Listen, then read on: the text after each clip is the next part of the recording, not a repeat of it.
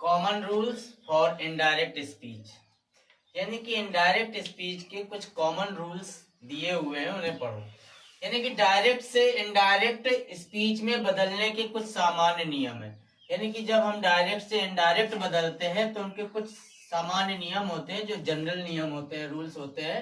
पहला है indirect speech से, यदि जो इनडायरेक्ट स्पीच से डायरेक्ट स्पीच में, कहां से, इनडायरेक्ट स्पीच से डायरेक्ट स्पीच में जो प्रयुक्त होता है, जो इन्वर्टेड कॉमा होता है, उसे क्या कर दिया जाता है, हटा दिया जाता है।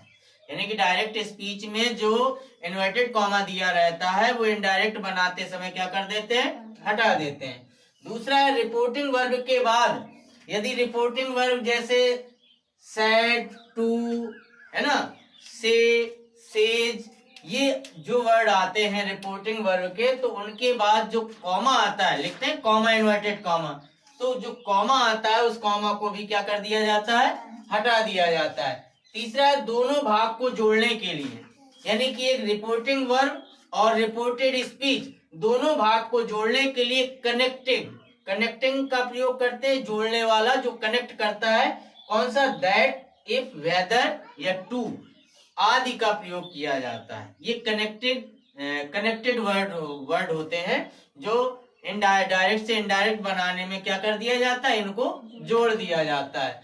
चौथा है रिपोर्टिंग वर्ब को टेंस, रिपोर्टिंग वर्ब का टेंस नहीं बदलते, किंतु रिपोर्टेड स्पीच के टेंस को क्या कर दिया जाता है, रिपोर्टिंग वर्ब के टेंस के अनुसार बदल दिया जाता है।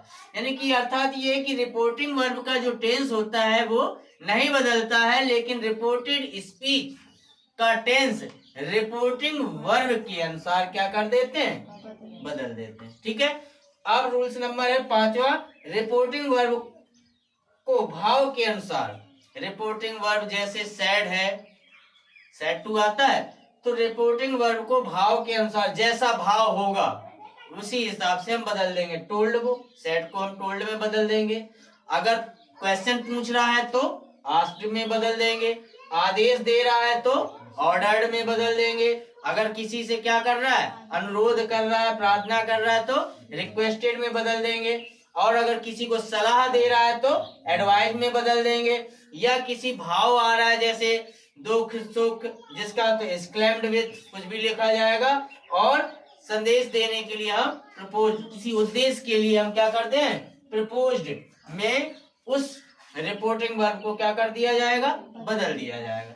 रूल्स नंबर है 6वां, रिपोर्टेड स्पीच की वर्ब, जो रिपोर्टेड स्पीच का वर्ब होता है तथा पर्सन, वर्ब और पर्सन को हम व्याकरण सम्मत ढंग से बदल देते हैं, व्याकरण के नियम के अनुसार क्या कर देते हैं, बदल देते हैं। 7वां है डायरेक्ट स्पीच के निकटता सूचक शब्दों को निम्न, जो निकट सूचक होते हैं, पास वाले शब्द होते हैं, उनको निम्न ढंग से बदल देते हैं। जैसे नाव, नाव को किसमें, अगर नाव आया है तो वहां पर देन में बदल देंगे। दिस आया है तो दैट में बदल देंगे, कहाँ, रिपोर्टेड स्पीच में। और दीज आया है तो दोज में, हेयर आया है तो देयर में, कम आया है तो गो में, और टुडे आया है तो दैट डे में, टुमारो आया है तो द नेक्स्ट डे में, यस्टरडे आया है तो द प्रीवियस डे में, और एगो आया है तो बिफोर में। ये नियम लागू होंगे तब आपका डायरेक्ट से इनडायरेक्ट बनेगा। ठीक है ना। अब